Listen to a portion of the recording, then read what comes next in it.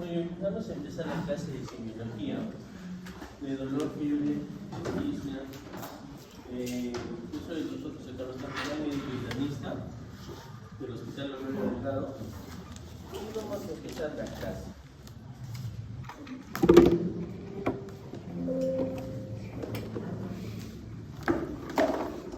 Listo. Cuando hablamos de dolor, tenemos que entender que el dolor es subjetivo y la diferencia con el sufrimiento es la tolerancia al dolor. Si ustedes se dan cuenta, hay muchas personas que toleran el dolor de diferente manera.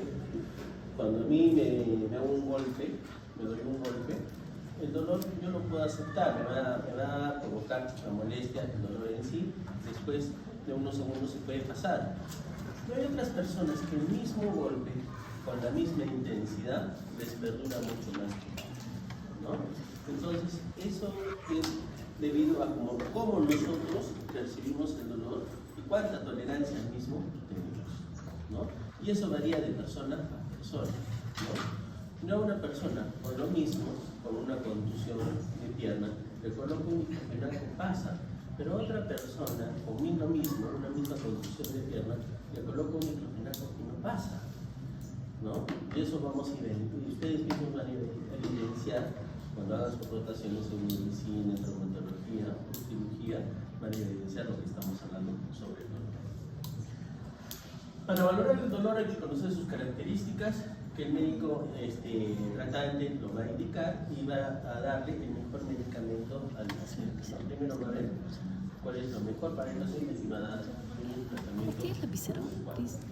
Tenemos una escala numérica de 0 a 10, que es la escala de EVA, donde nosotros vemos el dolor, ¿no? Dolor 0 es el paciente que está feliz, el dolor como estamos nosotros ahora. El paciente que se ha fracturado la pierna y el peroné con fractura expuesta es el que va a perder un dolor máximo por la exposición y la fractura, ¿no? Puede ser que yo tengo ahorita en este momento una faringoamigdalitis que me está molestando la gargantita, pero es tolerable. Una escala ahorita debe ser de 2 a 3, ¿no? Entonces, de esa manera nosotros tenemos que valorar cuál es la escala de EVA del dolor del paciente. Para eso nosotros tenemos que preguntar, señora o señor, si a usted, ¿cómo es su dolor? De tal manera. ¿Cuándo le duele? Si yo le digo que 0 es que no tiene usted dolor y que 10 es el máximo de dolor, ¿no? Entonces el paciente te va a decir un 8, doctor, o un 7, ¿no? Entonces eso es su escala de... Ahora, tenemos que tener en cuenta que tenemos una población muy variada. Tenemos pacientes quichohablantes, tenemos pacientes que nos van a entender. Por eso nosotros, y en semiología, tenemos que ser lo más entendible a nuestros pacientes. Recuerden que si yo le digo a mi paciente, inspire, ¿me entenderá mi paciente? Difícil que me entienda. Pero si yo le digo, tome usted aire por la nariz y bote por la boca, ¿me entenderá? Sí me va a entender. Entonces, cuando nosotros hacemos la historia clínica, tenemos que hacer preguntas que sean fáciles de entender a los pacientes para que ellos nos ayuden a ayudarlos. La semiología, doctores y doctoras, es la parte fundamental de la medicina. Si yo hago una buena semiología, si yo hago que mi paciente me cuente todo lo que realmente siente y todo lo que ha pasado en su vida, y yo puedo concatenar todo eso, y con la bifisiopatología que ya la hice, voy a llegar rápido a mi médico. Doctores, con el tiempo, ustedes solamente haciendo una buena historia clínica ya tienen el diagnóstico de su paciente. ¿Listo? Muy bien. Entonces, tenemos varios tipos de dolor. Un dolor agudo, un dolor crónico. El dolor agudo es el que dura menos de un mes, el dolor crónico es que tienes más de 3 a 6 meses. En el dolor agudo hay que considerar la respuesta normal fisiológica del cuerpo, predecible frente a una agresión física, química o traumática, lo que estábamos hablando anteriormente, ¿no?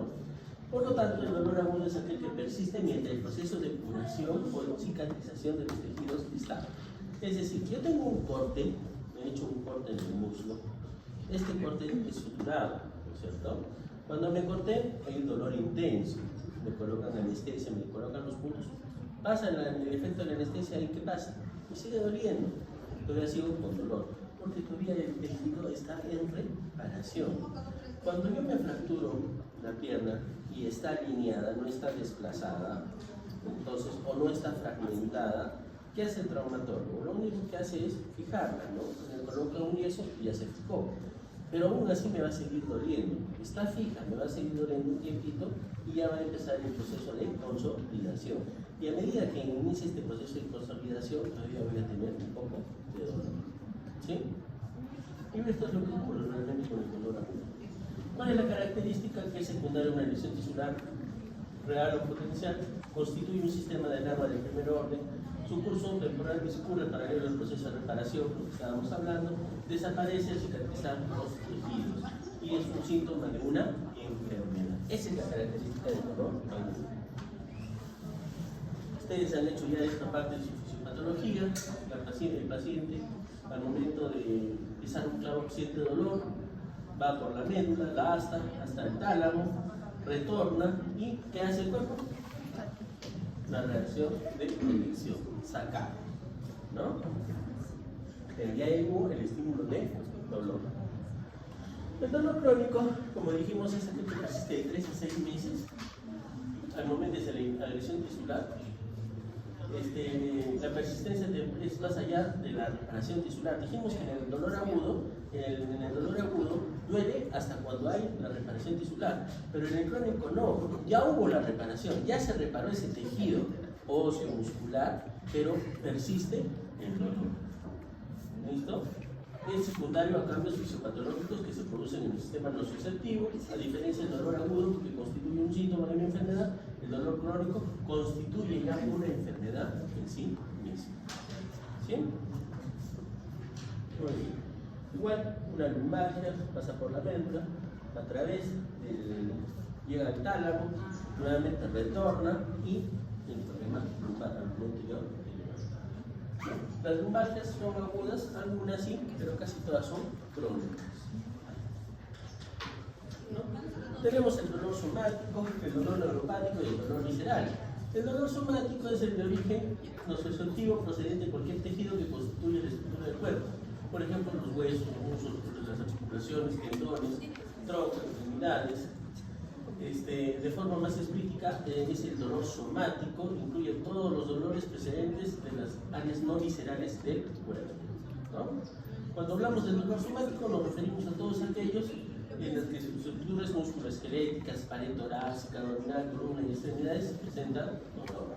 El neuropático se define como el dolor que aparece como consecuencia directa de una lesión o enfermedad que afecta el sistema neurosensorial. El dolor neuropático es una descripción clínica que requiere la presencia de una enfermedad o una lesión demostrada que satisfaga los criterios diagnósticos neurológicos. La presencia de signos y síntomas solo no justifica el término de dolor neuropático. ¿Ya? Y cositas que van viendo. El dolor visceral es el que me interesa más que ustedes aprendan. El dolor visceral es el que proviene de órganos internos como el corazón, los grandes vasos, pulmones, vías respiratorias, el aparato digestivo, el hígado, la vesícula biliar, los órganos neurológicos, riñones, vías excretores, el aparato reproductor. ¿Ya? ¿Por qué? Porque hay una distinción de las capas que rodean al órgano. Es decir, el día de ayer yo me fui con ustedes a comer una salchipapita, otros se pidieron su pollo broster y algunos su chollo, ¿no es cierto? Bien grasoso, con harta mayonesa. ¿Qué va a pasar conmigo?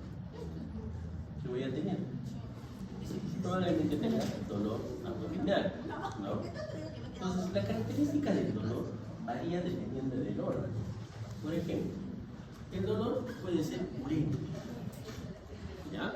Y principalmente, ¿dónde duele? ¿Dónde encontramos ese dolor urente? En el gástrico. Y si es un dolor urente en el gástrico, ¿qué puedo pensar yo? El dolor no irradiaba después del epigastrio a... Eso es una gastropatía. No puede ser gastritis porque gastritis me tiene que hacer endoscopía. Entonces es una gastropatía aguda. ¿Ya? Y si yo tengo con dolor tipo cólico, el dolor cólico es el que retuerce, calma por momento y vuelve a venir.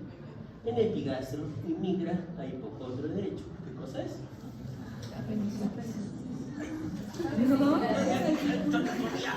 Ahí queda el apéndice. ¿Cómo sería? Ya podría ser un dolor de vesícula. Entonces, ¿cuál sería el diagnóstico? Síndrome doloroso abdominal, colecistitis, inflamación, colecistitis aguda, a descartar ¿qué? Apéndice. No.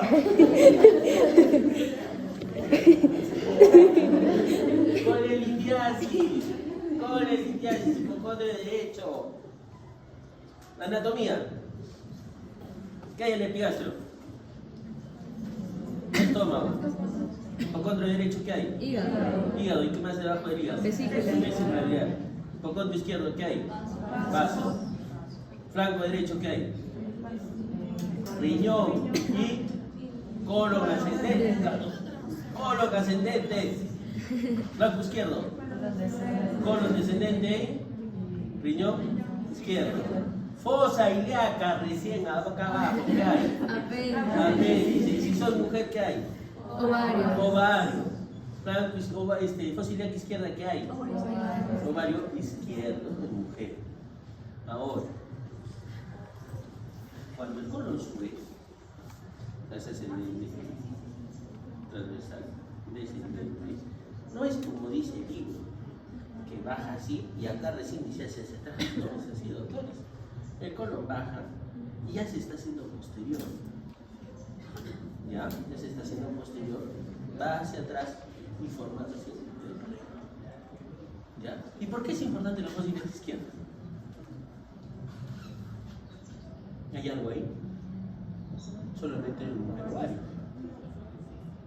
Para mí es importante esa zona porque cuando mi paciente tiene ascitis, ese es el lugar donde yo punzo para sacar el agua. ¿Por qué? Porque mi colon ya se está yendo hacia atrás. Entonces yo meto mi aguja y no pasa nada. ¿Se dan cuenta? ¿Ya? Eso tenía que haber aprendido en anatomía, no solo debería haber venido a hablar de dolor. Bueno, entonces, tenemos otros tipos de dolores, ¿no es cierto? Hemos hablado de todo el dolor tipo urente, ¿no? Del dolor cólico. Y de ahí viene el dolor continuo. Inicialmente es el dolor tipo cólico, deja de ser cólico y ahora se hace continuo, ya no siente, ¿no? ¿Qué hace el paciente cuando tiene dolor? ¿Ustedes qué han hecho en algún momento cuando tienen dolor? Buscar una posición antálgica. Me volteo, subo la pierna, trato de calmar el dolor con una posición antálgica, que inicialmente me puede calmar, pero después va a continuar el dolor. ¿Sí? Muy bien. Después, ¿qué más hay? Hay dolor tipo punzante, ¿no? También puedo tener yo dolor punzante en el abdomen. A nivel de la cabeza, ¿cómo puede ser el dolor?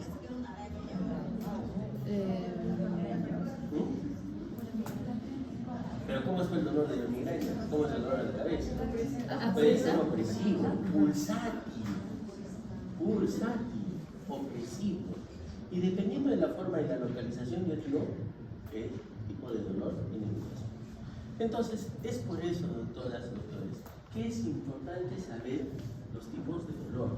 Y como nosotros vamos a ver mucho tiempo el abdomen, por mucho tiempo ustedes van a ver abdomen, yo hasta ahora sigo viendo abdomen como internista, que esa es una de las principales motivos de causa de la consulta. ¿Por qué? Mala alimentación. Nuestros pacientes comen mal, ¿no? Así, bien llenitos como yo.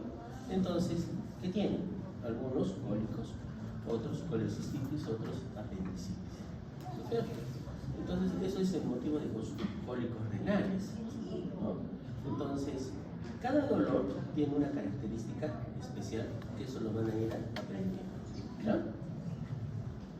Entonces, ¿cuáles son las características clínicas del dolor visceral? En primer lugar, hay que descartar que no todas las vísceras son capaces de generar dolor. De hecho, el hígado, los niveles de parénquima pulmonar, la mayoría de vísceras sólidas no son capaces de generar dolor. No siempre se asocia a estímulos nocivos o agresivos. Por ejemplo, algunos estímulos agresivos como cortes o quemaduras pueden no provocar dolor y estímulos nocivos como la distensión puede resultar dolorosa. El dolor visceral se caracteriza por ser difuso y estar mal localizado. se acompaña del dolor referido en otras localizaciones y es capaz de desencadenar una respuesta refleja vegetativa espinosa. ¿A qué se refiere esta parte? Que puede ser difuso y estar mal localizado. Si yo tengo un dolor que empieza en epigastrio, se va al mesogastrio y de ahí a fosiliaca derecha, ¿qué cosa es? Difuso. ¿Cómo se llama ese dolor? ¿O cómo se llama ese camino que hace? Irradiación. Es una irradiación, perfecto, pero tiene un nombre. Cuando el dolor empieza en epigastrio, se va al mesogastrio y se localiza en fosiliaca derecha, eso se llama cronología de Murphy. Ya lo han hecho, yo no sé por qué tengo que repetir esto. Cronología de Murphy, ¿no es cierto? ¿Y eso es indicativo de qué? De apendicitis aguda. ¿Con qué se acompaña? Inicialmente el dolor, náuseas, vómitos, ¿no es cierto? Muy bien. Es por eso que esta parte habla del dolor visceral, puede ser difuso, estar mal localizado, pero a medida que ustedes comiencen a aprender, van a determinar fácilmente una apendicitis. Hasta ahora yo tengo colegas que se les ha pasado las apendicitis y cuando yo los he revelado es una apendicitis. ¿Por qué? Porque inicialmente me dicen, doctor, te estoy dejando este paciente solamente ha venido con un dolor un poco raro en el epigastrio. Entonces cuando ya me dicen ese dolor medio raro en el epigastrio, yo digo, ¿no estará haciendo una cronología de Murphy? ¿No es cierto? Siempre tienen que tener eso en la cabeza. Por eso la semiología, doctores, nuevamente, es la parte fundamental de la medicina, es lo fundamental, no de la medicina. ¿Ya? Muy bien. Diferencias, el dolor agudo. Cuando es agudo es un síntoma, cuando es crónico es una enfermedad que hablamos. Puede ser la intensidad proporcional en el agudo, en el crónico no proporcional. La evolución en el agudo es transitoria, en el crónico es permanente. Función biológica, sí, en el agudo, en crónica no. Se asocia en el agudo con ansiedad y en el crónico con depresión. La respuesta al tratamiento en el agudo es buena, en el crónico es regular y a veces hasta mala. Hablamos de dolores, otros tipos de dolores, por ejemplo, el dolor de espalda, el reumatológico, el oncológico, el neuropático, el ginecológico, el abdominal, el dolor postoperatorio, las cefalías y las migrañas. ¿No es cierto? Esos son otros tipos de dolores. ¿Cómo hacemos el diagnóstico? A través de una buena historia clínica, con la exploración física, que son claves para el correcto diagnóstico. Pueden complementarse con pruebas de velocidad en inyección ocular, conducción del nervio, electronografías, diversos estudios de imágenes, incluyendo escáner, neurograma, resonancia, que nos pueden llegar a ayudar para el diagnóstico, pero principalmente nuestros dolores crónicos, ¿no? De esas molestias que tienen nuestros pacientes que dicen, doctor, tengo un dolor urente, un quema en la región muscular, ¿no? Entonces tenemos que hacer ese tipo de pruebas. La fiebre, pues otro tema que vamos a tratar es el aumento de la temperatura corporal. Se produce cuando el termostato del cuerpo se encuentra en el hipotálamo. Se restablece una temperatura mayor, principalmente ante una infección. La fiebre aparece cuando yo tengo un cuadro infeccioso, pero también aparece cuando yo tengo un cuadro viral. Y los virus provocan fiebres muy altas. Pacientes que vienen con 39,5 de temperatura, fiebres altas, yo tengo que sospechar que esa fiebre puede ser de origen viral. Cuando estábamos en la época de COVID, nuestros pacientes COVID venían con temperaturas de 39, 39,5. ¿Ya? Entonces, eso nos hace sospechar que realmente tenían COVID. ¿Sí? Entonces, la temperatura va a variar según su sitio de medición, la hora del día. Los síntomas más comunes son la cavidad oral, el recto, otros incluyen la membrana timpánica, la piel de la frente con la pistolita que ahora tenemos y otros con la axila. ¿No? Entonces este es un cuadrito para ver la temperatura corporal, del que hablamos desde la hipotermia muy profunda, ligera, la temperatura normal, la febrícula, la fiebre moderada, fiebre alta, muy alta, y la hiperpiresia. Y también recordemos que hay fiebres por grupos de edad. En el recién nacido y en el lactante, ellos nos hacen fiebre solamente por una causa, por leche, falta de leche. Son los niños recién nacidos, lactantes, que dejan de lactar, lo primero que hace es fiebre. Y eso es fiebre por leche materna. Así es el diagnóstico. Fiebre por leche materna. ¿Ya? sintomatología, ustedes ya lo han visto, es la temperatura del cuerpo que está determinada por un equilibrio entre la producción de los tejidos, el hígado y los músculos y la pérdida del calor. ¿No? ¿Quiénes son capaces de generar fiebre rápidamente? Los ancianos, los jóvenes y los que consumen licor. Las mediciones en este colegio las tienen el Consejo de FIPS para la medición de la temperatura corporal y los síntomas son inespecíficos, muy variados de persona en persona. ¿Y cuál es la causa más común? Son los, por ejemplo, cuando yo tengo fiebre, ¿qué tengo? Cefalea, los dolores de cabeza, sudoración, malestar general, dolor articular, ¿no? Y en algunos casos la somnolencia cuando llega a partir de 40 grados. ¿Listo? Los escalofríos ocurren durante el ascenso de la temperatura. La fiebre tiene etapas. En la primera etapa, el cuerpo ya siente ahí una desregulación en el termostato del cuerpo. Entonces, ¿qué hace mi cuerpo? Esconde los vasos y produce a producir escalofríos. Esa es la primera etapa. Entonces los chicos dicen, tengo mucho frío, doctor. No es que tenga frío, ya está caliente, pero es un reflejo. Entonces comienzan los escalofríos porque los vasos se han escondido, ¿no es cierto? Y de ahí, ¿qué pasa? Y recién empieza la sudoración y la temperatura baja. Entonces, ¿qué hacemos cuando nosotros tenemos fiebre? ¿Qué hacen los papás, los mamás? Nos colocan paños de agua tibia, no fría. ¿Y por qué nos colocan paños de agua tibia? Para bajar la temperatura. Para bajar la temperatura, ¿pero por qué? ¿Pero por qué? ¿Para qué hacen eso? ¿Para qué hacen?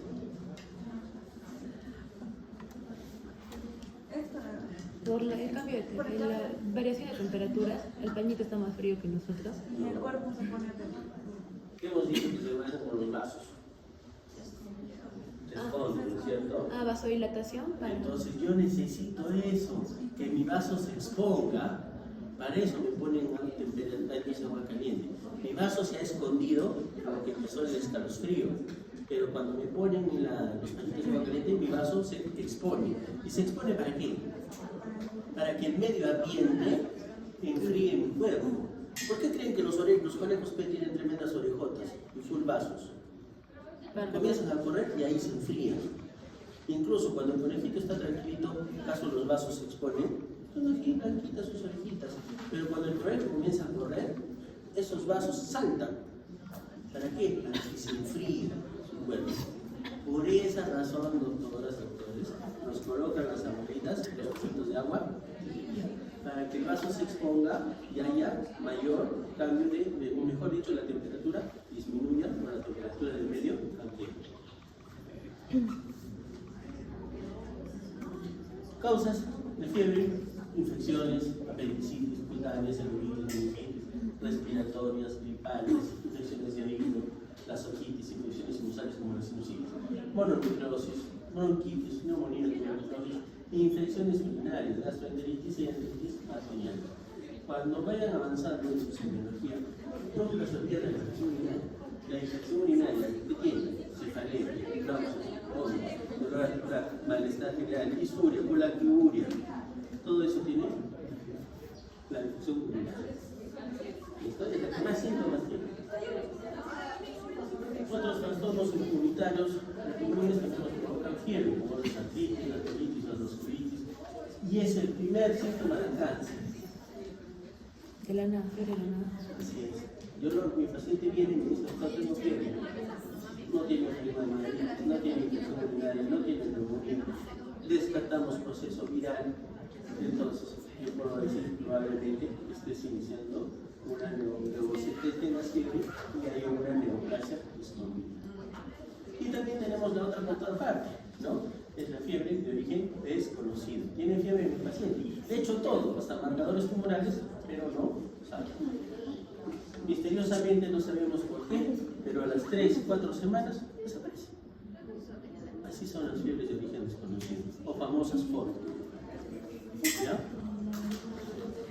¿No se puede dar con una infección pero asintomática? Por eso, cuando mi paciente va, yo tengo que descartar. Por eso le reviso la boca, le busco ganglios, cervicales, ganglios axilares, inguinales. ¿Por qué?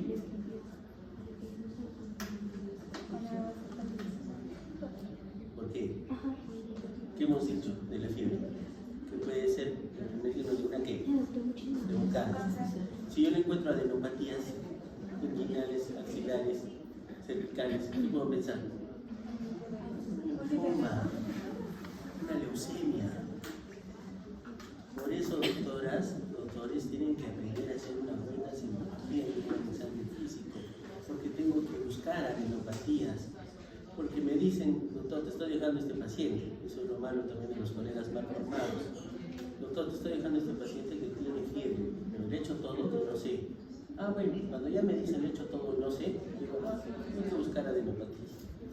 Lo siento a mi paciente, le comienzo a buscar ganglios a nivel cervical y le encuentro por ganglios.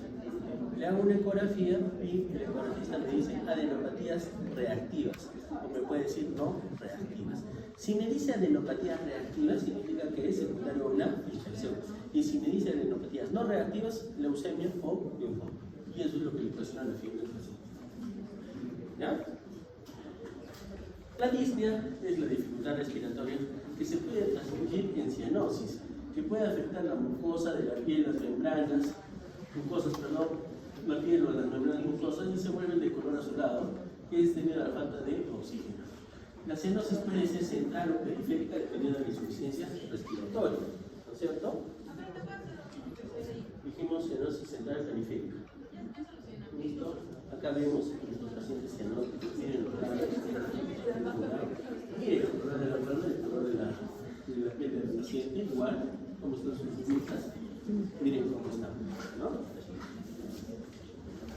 El central, hemos dicho, que en algunas causas de la cianosis central son a nivel del sistema nervioso central, como la hemorragia intracraneal, hipoxia cerebral, sobredosis de drogas, la cirrosis, como la sobredosis de las drogas, provocan cianosis porque el paciente entra en insuficiencia respiratoria, hay broncoespasmo, y esos son los pacientes que se mueren por sobredosis, hacen broncoespasmo, frío. ¿Ya? Muy bien.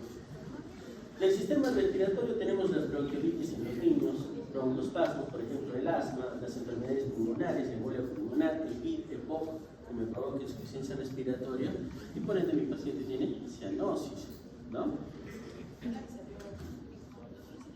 También tenemos los trastornos cardíacos como la enfermedad cardíaca congénita, la tetralogía del Fallot, la insuficiencia cardíaca, papulares, infarto de miocardio, sangre, tenemos la policitemia, otras como el mal simultáneo, el hipotermia, que también provoca cianosis. Y la periférica que hemos dicho que es el pálpitos, ¿no? Y todas son, las causas de la periférica pueden ser centrales, puede haber una obstrucción arterial, una obstrucción vasoconstricción, disminución del gasto cardíaco o una obstrucción venosa. También tenemos de origen tóxico, como son los vasodilatadores, como los nitratos, el estronacicol y la danazol. Ahora, nosotros tenemos pérdida y ganancia de peso. ¿Cuándo pierdo yo peso? ¿Por qué me preocupa la pérdida de peso? Porque yo soy una persona que pesa 90 kilos. Y en el transcurso de los meses voy perdiendo peso sin ninguna causa. Es decir, no hago ejercicio, no hago dieta. Y estoy perdiendo peso. Entonces, ¿me tiene que preocupar? Me tiene que preocupar. Por favor, esperen por unos minutos, no estoy tocando la puerta. Si no, nos damos la clase. Entonces, yo tengo que buscar la causa de por qué estoy perdiendo peso, ¿no? Y en pérdida de peso, entonces me tiene que preocupar. Y si me preocupa la pérdida de peso, tengo que buscar la causa. ¿Por qué estoy perdiendo peso? Y la mayoría de veces son neoplasias ocultas. Entonces, mi médico tratante, cuando me ve, me dice, doctor, estoy perdiendo peso. Mire usted mi pantalón, ¿cómo me rayo? Entonces, yo tengo que decirle, tenemos que buscar la causa de la pérdida de peso. ¿Comes bien? Sí, doctor, sí, como bien. ¿Haces ejercicio? No, normal, sigo con mi vida sedentaria, voy a la oficina, pero sigo bajando de peso. Entonces no haces ejercicio y sigues comiendo igual, no estás haciendo dieta, entonces lo más probable es que sea una neoplasia oculta. ¿Ya? Eso es lo primero. Significativamente, cuando se excede la pérdida del 5% de peso corporal, habitualmente en un periodo de 6 a 12 meses, la causa más común, dijimos, es el cáncer, ¿no? En un 30%. Tenemos otras enfermedades gastrointestinales y la depresión, demencia y otra depresión. ¿Listo? Los pacientes con depresión también tienen. Este es un cuadrito muy bonito que me gustó. Dijimos, pérdida de peso significativa mayor al 5% del peso habitual en un periodo de 6 a 12 meses. ¿Sí? Eso está claro, ¿no es cierto? Psicológicamente, ¿qué podemos causar? Depresión grave, estado de ansiedad crónica, anorexia, trastorno bipolar. ¿Listo? ¿Qué más? Las tóxicas, el alcoholismo, no ustedes. Alcoholismo y sustancias adictivas, la cocaína, la anfetamina, los opiáceos me hacen bajar de peso. Socialmente, ¿qué me hace bajar de peso? La pobreza, ¿por qué? Porque no como, ¿no? Y está descrita. Sanos, los anoréxicos, como la fluoxetina, otros que me provocan ansiedad de boca, como los colinérgicos, y no me permiten comer en forma adecuada, ¿no? Otros, como los antibióticos, prosaines, ¿no? La metformina también me provoca esa sensación de llenado, de crecer, y por ende ya no tengo apetito. Es por eso que en una etapa inicial, cuando queremos hacer que nuestro paciente baje de peso, de nuestros diabéticos, ¿qué le damos? Metformina, para que sientan la distensión, la placidez, y ya no quieran comer. Pero ¿cuál es el efecto de la metformina? Que me provoca ¿qué? Diarrea. Creo que no trae manchas en la piel. No es muy raro, pero más es diarrea. Y el paciente deja de tomar la metformina, ¿por qué? Porque cada rato está como un pato yendo al baño. Con la diarrea. ¿Listo? Muy bien. Tenemos síndromes constitucionales que también obviamente nos van a provocar astenia, anorexia y pérdida de peso. ¿Listo? La obesidad es lo contrario, ¿no? Es una ganancia de tejido adiposo. ¿Listo? Que puede ser por una predisposición genética, factores endocrinos, fisiológicos como el embarazo, historia familiar. Así como existe el diagnóstico que nosotros en psiquiatría se maneja y se dice, todo aquel hijo de padre violento va a ser violento a menos que rompa el esquema, ¿no? Entonces, el que es hijo de padre violento, el padre golpeador, chancador, siempre sus hijos, como ven eso, son así, son violentos, ¿no? ¿Cuándo se curan? Cuando ellos mismos dejan de golpear a la pareja o a los hijos. Ellos mismos se tienen que curar. No hay nada que los cure. Ellos mismos tienen que decir, si mi padre fue violento, yo ya no puedo ser violento. Pero a veces continuamente siguen con lo mismo. Es por eso que se dice que el hijo del padre violento va a ser violento. Igual lo mismo, el hijo del padre bonito va a ser muy gordito. Si es flaco, a darle una gordita, ¿ya? Porque de repente hay ellos salen allá. Entonces, ¿ya? En mi casa, mi mamá, llenita, mi papá, llenita. Y todos sus hijos, los 5 hijos que somos llenitos. Toditos. Es genético. Constitucional. Ya se asustó la doctora. ¿Listo? Entonces, la obesidad hay una desregulación del eje para los oficiales, aumento de los corticoides, perdón.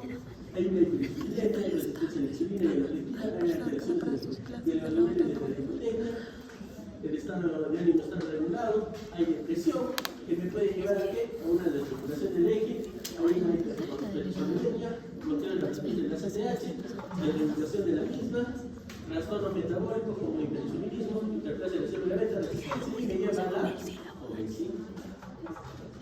Sencillo. Muy bien, doctores. Entonces, nunca se olviden que todo paciente es un libro abierto. Solo hay que aprender a leer. ¿Listo? Muy bien, entonces.